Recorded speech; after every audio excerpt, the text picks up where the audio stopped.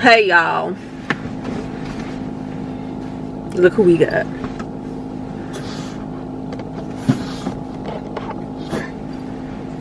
Andre. See, Andre want to play, y'all. Yeah, all right. So some of you have been asking about Andre. You want to know about him. You want more. You want him to come back, say hi to y'all, tell y'all what's up. And I said that to him, and so this is what he's doing because he wants to annoy me. He wants to make it so that I never ask him to come on camera. Life's rough. That's what he wants to do. Hey, I don't got many. But guess what? I don't have many. I said, Andre, if you're hungry, are you hungry? Yeah. Then Andre, get that dang on cigarette. Find that cigarette. Yo, why'd you do that? Let me find that damn cigarette. This is the stress y'all want me to go through for y'all. This is what y'all want. Okay. Life's been rough. I thought y'all cared about me. Life's been rough. All right, so I told you guys that Andre was in a car accident. All right, so guess what, guys? For Andre to come up here and talk to y'all, I offered to buy him some food. I ain't got no vehicle. All right, so Andre, tell them what happened. Crashed. Tell them the story. Take the cigarette out your mouth. Andre, all right, listen. Can hear me. Hold on. Let me pull over. Oh, Jesus. I gotta threaten you. No, no. Listen. Listen. Let me put Con Park. Listen. Mom, listen. Let me be myself. What do you want to eat? Give me 3 options. 3 options? That's a lot. 3 options. Chicken. Chicken and what? Nachos. Nachos. Tacos. Tacos. Now, the better you do on this determines what you get. Can you include this clip? Listen, the better you act, tell them the story. The better you tell. What is that? Is that my hair clipping your hair? Yes. I'm out. All right, the better you tell the story, determines what you get. Until then, we're gonna keep driving in circles. You're hostage. Can I use an accent? No, you cannot use an accent. Mommy, how am I supposed to get the people immersed? Tell them what happened. How can I get the people immersed into the character if they cannot feel my emotions? This is what y'all wanted. This is what y'all wanted. I was doing double time that day. Andre, speak up too. Remember, Okay. project your voice. Okay. You see how loud I talk? Talk normal. What is normal? In your normal voice. Nigga, I got about 6 different normal voices. I got my white voice, what I use on interviews.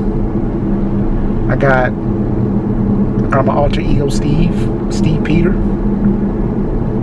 He's like an accountant. Can you talk like with who got a job, boy? Oh, I don't got a job though. Ooh, Andre ain't got a job, y'all. Oh, shit. Update number 1. Oh, you tricked me. I've been bamboozled. I've been bamboozled. Woo! Okay, Andre, talk. Okay. Oh, I could have went. Damn, what does a nigga with a job sound like? I forgot. It's been a while.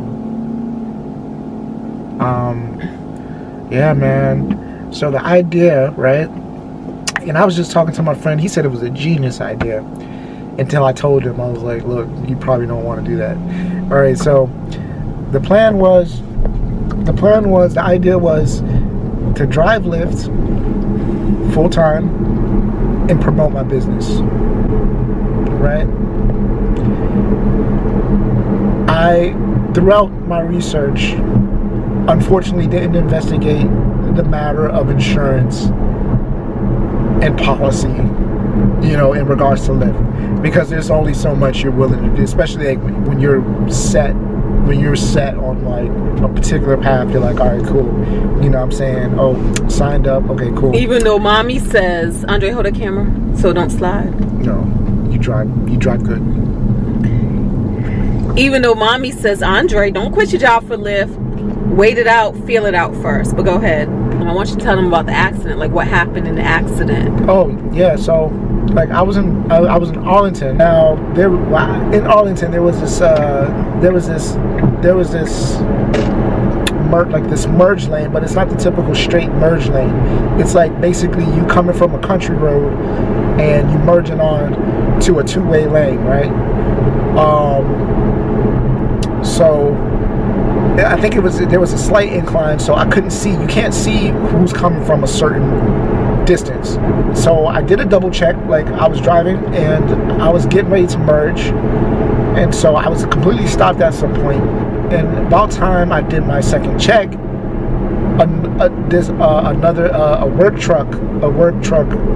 construction work truck, like not a 4x4, like not a Ford. We're talking about, like, I remember the model, like it was a Kensworth T800. Everybody look that up.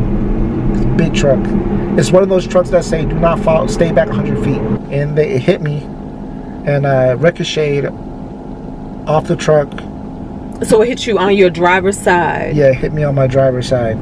And you was still. You was not even moving. Yeah. Because you was at the merge lane looking out to see if you could go. Yeah. And so, like, it kind of hit me simultaneously, like, as like a reaction of it.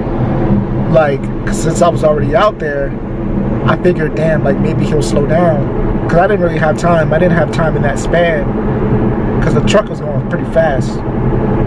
I didn't have time to reverse. You know what I'm saying? So I was propelled forward into a tree, and all my windows were, the driver window and I think the passenger window was shattered. You know, glass was everywhere. My glasses flew off. My phone flew somewhere, and I was on the curb by the tree, and I was a little dizzy. And so, like, I was sitting there, and then I got out the car.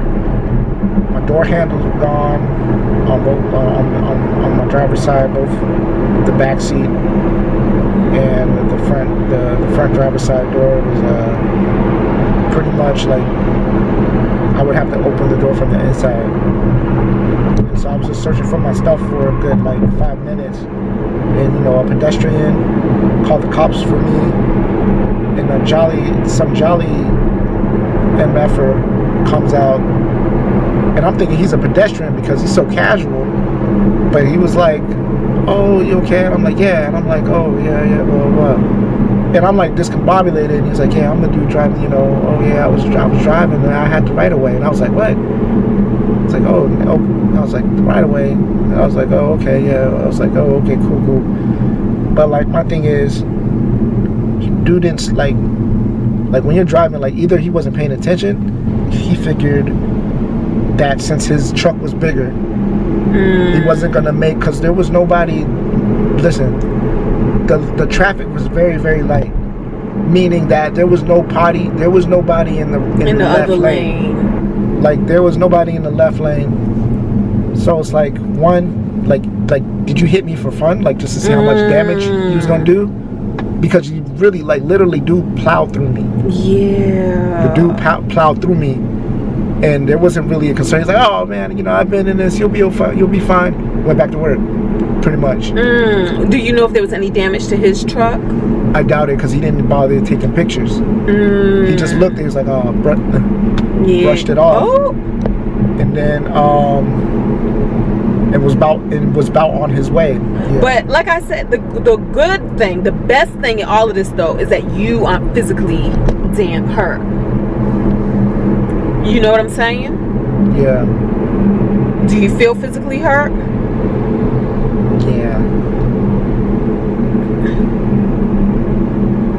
Yeah. Where do you feel physically hurt? My heart. Oh gosh. Now let's tell them about insurance. So guys, Andre had his own insurance policy on his car himself. That was on accident. Through Esurance, right? Yeah. All right, so go ahead. So you called Esurance. So, Esurance, and then I get a call from the adjuster, and he was like, "Oh, so you were online? Okay, not our problem." So online means that he had his app for Lyft open. Yeah. So he didn't have a passenger. He wasn't on his way to a passenger, but he had the app open in case a ride came through. So once the insurance company heard that, they said, oh, we're not covering you. You had your app open, we're not covering you. And he's just being honest. Because again, this is his first major accident like this. He didn't know what to say, what not to say. Because it could have been just as easy for you to say you wasn't. Man, I had my intuition was saying, don't say that. Bro, I'm not going to lie. Yeah. Something told me was like, just say your app was off. But he told him, he was honest. He said his app was on. So he called. So they said, we're not covering you. If I was like, oh yeah, my app night. Oh no. I was just driving the boat. But they still probably would have sucked. You know what I mean? Like if that's how they show they do business, they probably do business like that, period. Yeah. Like you know what I mean? But like they was looking for a way not to have to pay you. Yeah, exactly. So either way, they would have still found a way not to pay something. So even when they said, now they also said that the accident was like your fault, right? Yeah. So they said the accident was your fault, and then they found that, oh wait, you was online for Lyft, so we're not covering you. So then you called Lyft, and what happened? So I called Lyft, and I was like, yeah, I was online. My insurance said they couldn't help me due to the fact that I was online. And so Lyft is like, were you in phase 1 or 2 or 3, right? Now let me say this, because I know a lot of you guys don't know, but when you drive for a service like Uber or Lyft, they actually have insurance to cover you when you're working, right? However, what Andre learned is there are caveats.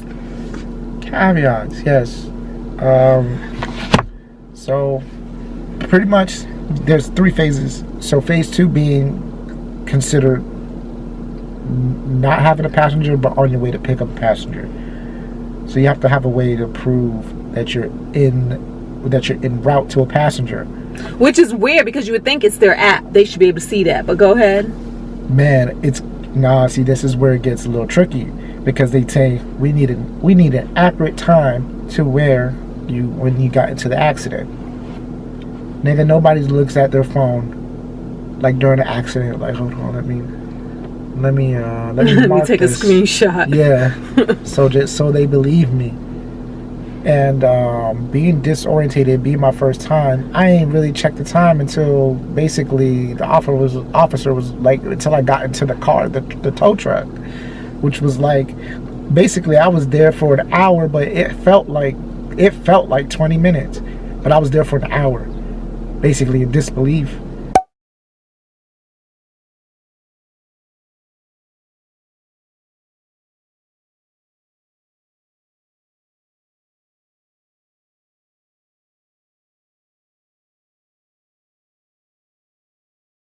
The messed up part for me is that you have so many people, I read an article on this, you have so many people who drive for companies like Lyft and Uber, and they're driving not because it's an amazing opportunity, but because they have to make ends meet. For so many people, this is a second job. For so many people, this is probably the only job that they can get, and they do it because they are making their ends meet. And then they get into a situation, an unfortunate situation, that may or may not be their fault, and a lot of times it probably isn't really their fault, because in order to drive for these companies, you have to have a good driving record, right? So you have to go through these checks and balances. But now you're dealt a low blow, and you're in a situation like this, and you end up having to put more money into the company, into getting your life back on track than you even made with the company. We're talking about probably like 20,000, Yes. How can you work for these companies and they don't even have your back? They don't have your back. You know, that is just crazy. $2,500. And you know the worst part is, so you put $2,500 down, right?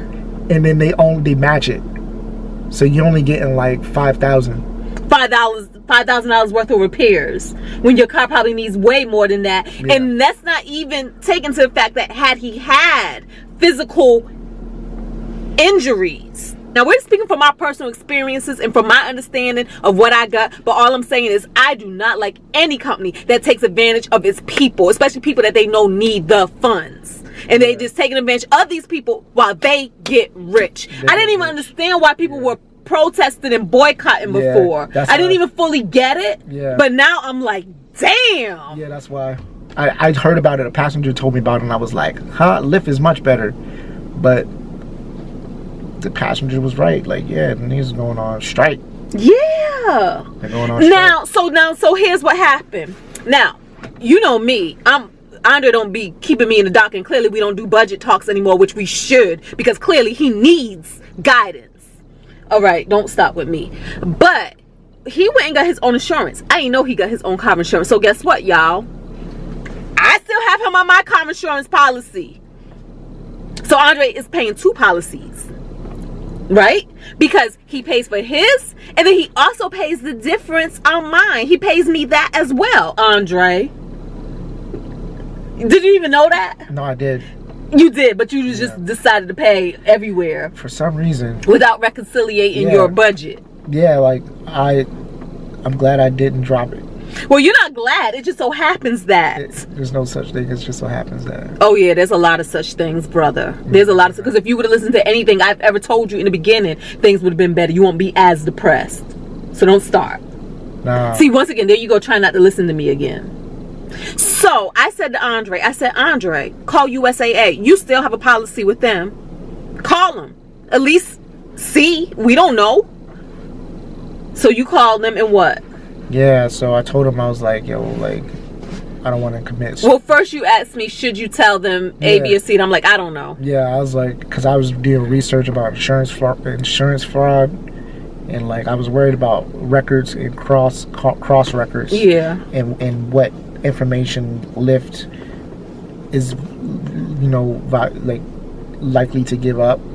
You know what I'm saying? Like, I don't know. So I told him, I was like, yo, like, I was online. Like, I'm not trying to commit any insurance fraud. Like, I was online at the time, but Lyft, you know, they're giving me the runaround. And it was like, oh, it doesn't matter if you were online or not. Like, all you gotta do is pay $1,000 deductible. Because that's what I had my deductible set at, is $1,000. Yeah. So, like, there was like, yeah, just have $1,000 deductible or whatever, and we'll get everything fixed. And they set me up with a rental car. Like, I still am due to pick up, you know what I'm saying, until my car gets fixed. And they handled everything. All I have to do is pay that $1,000, and they explained that pretty much they'll just give me as much money as I need to get the car fixed. Guys, I can almost cry. I still gotta find a way to get extra $500. So but that's not the point. That's not the point. No, because I already told you, but you should have been saving money, so that's not the point. This conversation ain't about that. This conversation ain't about that. I can almost cry. You know why, guys? Because you don't even realize these things till you see them up close and personal. Hold me. No. Hold me. I got a knife in my hand. Let me smoke your cigarette. Because what I'm saying is this, y'all. Andre had an insurance company, Esurance. And once again, I feel like there are so many people who prey on certain people. Because here it is, this insurance company refused to insure him, even though he paid monthly. When the time came that he needed them, they refused to insure him. Right? You got a freaking predator company like Lyft, that when the time came that he needed them because he was working for them, they refused. And then you have a company like USAA. And I'm just saying that there's a difference between reputable companies and then companies that are sometimes a last option company. A company that markets to people who they feel are young, who they feel don't have a lot of money, who they feel are, like, if you have been in accidents before, there are companies who prey on those people. And they never, ever, ever had the intention on insuring them or covering them when they need it. They never had those intentions. I believe that even if he hadn't been online, that company probably would have tried to find a way to say, oh, but. Yeah, they definitely. And one thing I noticed is that I want to fight them. USA asked me a really particular question. What did they ask? I'm trying to remember. It was something about basically, like, it has something to do with the other trucks, like either speed or something. But it was very particular that I noticed that it dawned upon me that none of these other niggas asked me. Like, none of them asked me this particular question, and it was important. I forgot what it was. So what did USA tell you at the end? They said what? They said they may be liable. They said that the other company may be liable due to how fast, because considering, I think they got the picture somehow, and it was like, look, considering the damage, like they either was going too fast or they did refuse to yield, and the fact that they didn't switch lanes when it was clear. It was mutual, like it was mutual, they're fighting for mutual, like, liability. Mutual liability. So that other company, they didn't even put up an investigation, because they probably don't even have real investigators on staff. So that, and then here this USAA says, you know what, we're doing a legit investigation on top of that. Y'all, I feel like when you look at the state of the world, when you look at the state of people's lives, yeah, it's like we could make better decisions, we could do things better, but sometimes you also realize sometimes the odds are stacked against you. What do you do when the odds are dealt to you so that you don't come out on top? You can't really depend it on. There's not really much you could do. If I didn't have USAA, I would have been goner. You would have been like, yeah, you've been scrambling. You would have been scrambling. It's like, okay, what the heck do I do? How do I get my car fixed? Yeah. You still got to pay your car note. Still got to pay the car note. How do I get it fixed? How do I even get At the very least, how do I come up with $2,500 that may not even get this car fully fixed? Exactly. How? So you can see how people can end up in a bad place that can quickly become a worse place. Right? So my thing is, no, you cannot prepare for everything that may happen in life. You can't. But this is why I think that the best you can do is keep your prayers in order, because this is what prayer do. This is what prayer does. I didn't even know that USAA was as good as a company as it is, as a legit company, as honorable of a company. You know what I mean? Prayer put that in my life. Because I could have been insured with anybody as well. I could have been insured with somebody to save $1. Whatchamacallit? Weren't you insured to... I was with Geico before. Yeah, Geico until you switched. Yeah. But you know what I'm saying? But think about, I could have been in a place where it's like, oh, but wait a minute, this other company costs this much less. Let's switch over. And you switch over and realize that they do all of this. Yeah. You see what I'm saying? Prayer protects you against that. Prayer and gratitude protects you. It safeguards you against those things that you don't have no way of seeing. And then, of course, you know how I feel. Saving money can help ease stress. Because when you know, oh, I got the $1,000, it can help ease that stress. Yeah. All right, y'all. So that's the story. Y'all asked for this update with Andre and how's he doing. And this is how he's doing. He's about to get some chicken.